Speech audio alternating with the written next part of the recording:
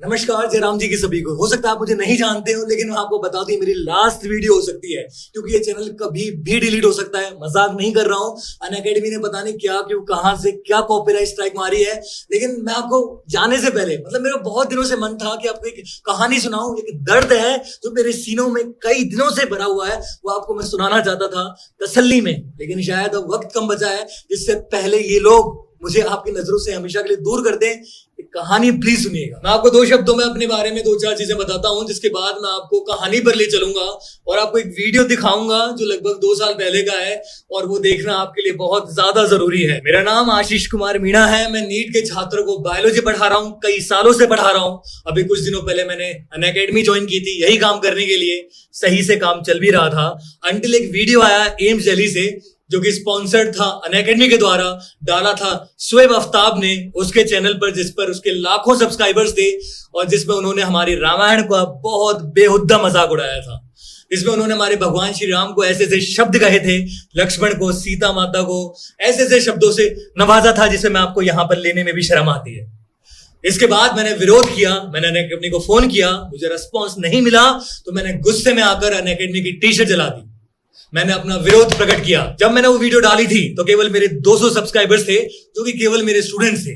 और 200 सब्सक्राइबर्स में वो वीडियो डालने का मतलब केवल इतना सा था कि जब मैं मेरे स्टूडेंट्स को मोटिवेट करता हूं एम्स दिल्ली के नाम से, तो उन्हें देखकर उन्हें ये मैसेज ना जाए कि वो सही है, तो उन्हें मैं दिखाऊं कि वो गलत है। जरूरी नहीं है कि तुम्हारे सीनियर्स हैं तो वो सही है। और ये वीडियो कोई अपोलॉजी वीडियो नहीं है कि मैं अनअकैडमी से सॉरी कह रहा हूं। हट, मुझे गर्व है खुद पर कि मैंने ऐसे लोगों को एक्सपोज किया जो पढ़ाई के नाम पर भगवान श्री राम को गाली देना सिखा रहे थे, जो हमारे बच्चों को भगवान श्री राम को गाली देना सिखा रहे थे। आज अनअकैडमी हर माध्यम से मेरी आवाज को दबाने की कोशिश कर रहा है, लेकिन ये तो इंट्रोडक्शन था। मैं आपको कहानी पर लाता हूं, जिसे आज मुझे जाने से पहले आपको जरूर सुनानी है। और आपको बता दूं कि आज जो कुछ भी मैं आपको सुनाऊंगा उसका मेरे पास में लाइव वीडियो प्रूफ है, जो मैं आपको दिखाऊंगा भी, लेकिन सीधा देखकर कहानी समझ में नहीं आएगी, पहले सुनिएगा। तो बात लगभग 2 साल से ज्यादा पुरानी है। 14 फरवरी 2019 का दिन था। पुलवामा का हमला हुआ था। हमारे 40 से ज्यादा जवान शहीद हो गए थे। तो मैं एक लाइब्रेरी में जाता था पढ़ने के लिए, जहां पर सभी लोग जाते हैं, क्योंकि वहां पर सभी शांति से पढ़ते हैं और सब लोग पढ़ता देख पढ़ने में अलग ही मजा आता है। तो मैं लाइब्रेरी में पढ़ने जाता था। तो उस दिन जब मैं लाइब्रेरी पहुंचा तो मेरा दिमाग अपसेट था। अब ये क्यों था क्यों नहीं था ये तो समझाने की जरूरत है नहीं, लेकिन मैंने वो वीडियो देखा था जिसमें आदिल अहमद नाम का अटैकर जिहाद की बात कर रहा था। मैं ये सोच सोच के हैरान हो रहा था कि कोई धर्म के नाम पर ऐसा घिनौना काम कैसे कर सकता है, और साथ ही ये सोचकर मेरा दिल पसीज रहा था कि आज उन 40 जवानों के घर पर क्या बीतेगी जब उन्हें पता चलेगा कि वो अब इस दुनिया में नहीं रहे हैं। मैं एक फौजी का बेटा हूं और मैंने दुनिया को थोड़ी नजदीक से जरूर देखी है, लेकिन मैं समझता हूं कि इमोशंस तो हर ह्यूमन बीइंग में एक जैसे ही होते हैं। लेकिन अगल बगल मुझे मेरे जैसे इमोशंस कहीं दिख नहीं रहे थे।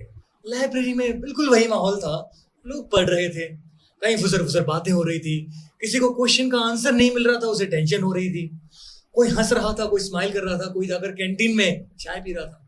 दुनिया एकदम चिल चल रही थी। अब देखिए, ऐसा नहीं है कि मैं समझता हूं कि अपनी भावनाओं को, अपने दुख को आप केवल रो करके प्रकट कर सकते हैं, नहीं।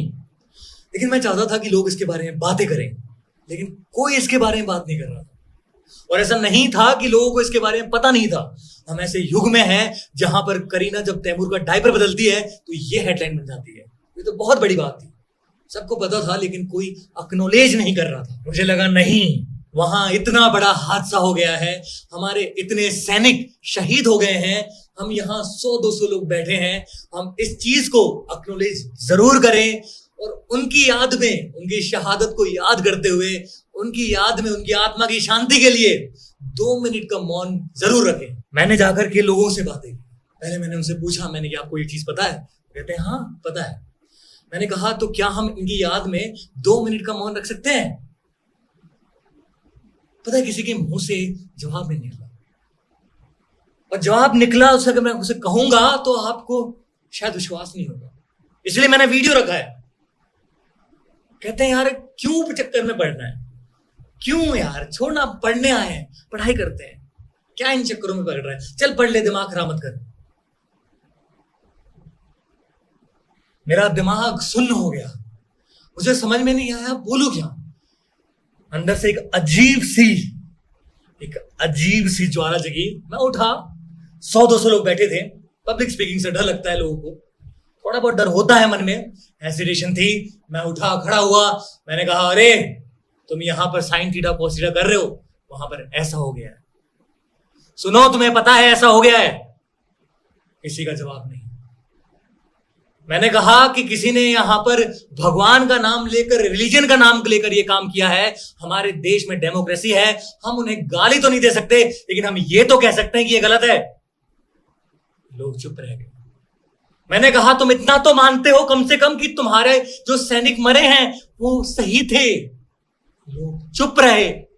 मैंने कहा अरे दोबारा बोलो कि जो सैनिक मरे थे क्या वो सही नहीं थे? अब एक आध की आवाज निकली, दबी दबी सी। हाँ, 100-200 लोगों के सामने मैं खड़ा था। 100-200 सो कॉल्ड इंडियंस के सामने मैं अकेला खड़ा था। इनके मुंह से ये नहीं निकल रहा था कि हमारे जवान जो शहीद हुए हैं वो सही थे। इसके बाद क्योंकि मैं आदिल अहमद का वो वीडियो देखकर आया था जिसमें वो जिहाद की बात कर रहा था, मैंने लोगों से पूछा क्या आपको लगता है कि ऐसे इंसान को जन्नत मिलेगी? अब लोग भड़क गए मुझ पर। कहने लगे तूने ऐसा कैसे कह दिया, तेरी हिम्मत कैसे हुई, तूने गाली कैसे दी, तूने आदिल अहमद को जिहादी कैसे कहा? अरे सोल्जर्स मर रहे हैं तो मरने दे, 20 मर गए, 40 मर गए, 80 मर गए, 1000 मर गए, फर्क नहीं पड़ता। आदिल अहमद को जिहादी कैसे कह दिया तूने मजहब को बुरा कैसे कह दिया? 2 मिनट में मेरे देश में मेरे ही लोगों ने मुझे पराया कर दिया, मुझे गद्दार करार दे दिया गया इस धरती पर,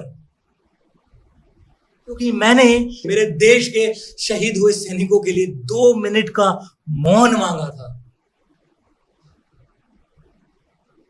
ये मेरी गलती थी।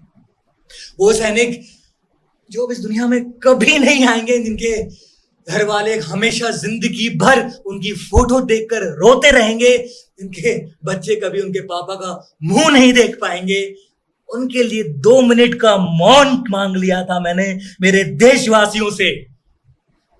ये गलती थी मेरी।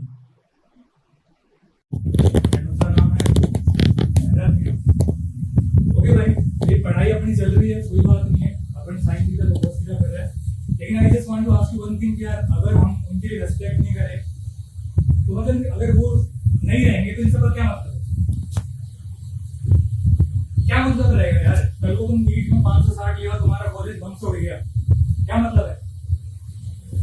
ओके, तो मैं कुछ नहीं कर रहा, I don't want to anything, पर मैं चाह रहा हूँ यार ये भी नहीं कर रहा कि तुम कोई डोनेशन करो and you do anything, but यार I felt pain because my father is in navy and इसका मतलब ये नहीं है मैंने चीजों को बहुत गौर से देखा है, बट द थिंग इज यार आज अपन 40-50 लोग हैं, बट वी नेवर, मतलब अपन ने कोई बात ही नहीं करी इस बारे में, तो कुछ बहुत बड़ी चीज हुई है। नथिंग, हमारी लाइफ वही तो वही चल रही है, बस आएंगे, कल का क्लास किसकी है, कल की क्लास वो है, हाँ उसकी शारदा क्लास लेनी है, खत्म, कोई मतलब ही नहीं है यार। अपना कोई रोल है कि नहीं है सोसाइटी में? अपना भी रोल है यार। मैं यहाँ पर आ रहा हूँ, मेरे को बोलने में ना हल्का सा हेसिटेशन हो रही है, बट मेरे को लगा इट इज इम्पोर्टेंट यार। 40 लोग मर गए हैं, तो कुछ बहुत छोटी बात नहीं है। उनके घर में आज दिया नहीं चलेगा दर्शन तक यार, एंड हम ये साइंस टीचर पोस्ट टीचर करने में लग जाएंगे, ठीक है? एंड जिन्होंने मारा है, जिन्होंने करा है, they have done it on the name of religion, इस्लाम के नाम पर, और जिहाद किया उन लोगों ने, ठीक है? तो भाई हम इंडिया में रहते हैं, अपन इंडिया में रहकर पाकिस्तान नहीं है कि अपन किसी धर्म के ऊपर बोल सके, but what I believe is कि हमारे आर्मी के वो लोग गलत नहीं थे। यू एग्री और नॉट यार? एग्री और नॉट? गलत नहीं थे। उनको बोला था अगर आप इनको मारोगे ये काफिर है, अगर आप इनको मारोगे तो तुम्हें जन्नत मिलेगी, बट यू थिंक यार उन्हें जन्नत मिलेगी? नहीं मिलेगी यार। भैंसों किसको मारने से जन्नत मिल सकती है किसी को? तुम मरोगे तो तुम्हें अल्लाह पाक तुम्हारी उससे खुशबू आएगी, सारा घंटा खुशबू आएगी। हमारे आदमी ने देखी उनमें से क्या खुशबू आई है? भाई कुछ नहीं कर रहा, it is emotion which is coming out, कोई बात नहीं भाई, but what I want is कि यार हम लोग for them we can have 2 minutes of silence for them. Okay, bhai. Bhai, but I too don't take it seriously. But what I want is, don't take it आराम से. What I want is, ये video यहीं तक है क्योंकि मेरी जिंदगी में कुछ ऐसे एक आध दोस्त हैं जो हर मौसम में मेरे साथ खड़े रहे और उनमें से एक इस वीडियो को रिकॉर्ड कर रहा था। जब उसने देखा कि कुछ लोग आकर के मेरा हाथ पकड़ रहे हैं, वो आया, उसने वीडियो रिकॉर्ड बंद की, आया और आकर उसने, भाई क्या हाल है, दिक्कत क्या है, हट गया। हम खाली 2 थे, वो वहां पर 200 थे, लेकिन हम नहीं डरे। लेकिन दिल में एक दर्द हुआ कि यार ये देश कहां जा रहा है, हमारी गलती क्या थी। आज समझ में आता है, पता है उस दिन मेरी गलती क्या थी। मैं लाइब्रेरी में था, मैं सो कॉल्ड इंडिया की एजुकेटेड क्लास के बीच में था। अगर मैं यही अनपढ़ गवारों के बीच में होता तो वो तो उनके सम्मान में 2 मिनट या 10-20 दिन तक खाना तक छोड़ देते।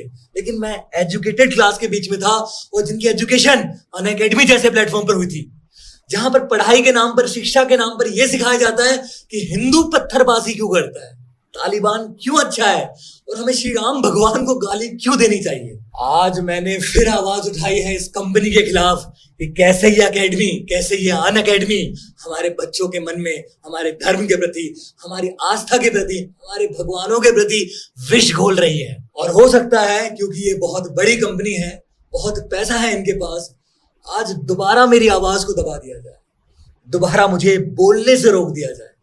और वो ऐसा कर सकते हैं क्योंकि सच कहूं तो हम सबने तो अपना धर्म और ईमान बेचकर हाथों में चूड़ी पहन ली है। और अगर अब मैं ये कहूं कि इस अकेडमी की वजह से मेरी जान को भी खतरा है तो ये गलत नहीं होगा, क्योंकि जिस अकेडमी का उद्देश्य ही जिहाद हो उससे आप उम्मीद भी क्या कर सकते हो। लेकिन इस बार उनका सामना एक फौजी के बेटे से हुआ है और मेरे बाप से मैंने एक चीज अच्छे से सीख ली है कि युद्ध में कभी पीठ मत दिखाना। अब मैं आपको वो ईमेल दिखाता हूं जहां पर अनअकैडमी मुझे परेशान कर रही है, मुझे धमकी दे रही है कि मैं इन वीडियोस को डिलीट कर दूं।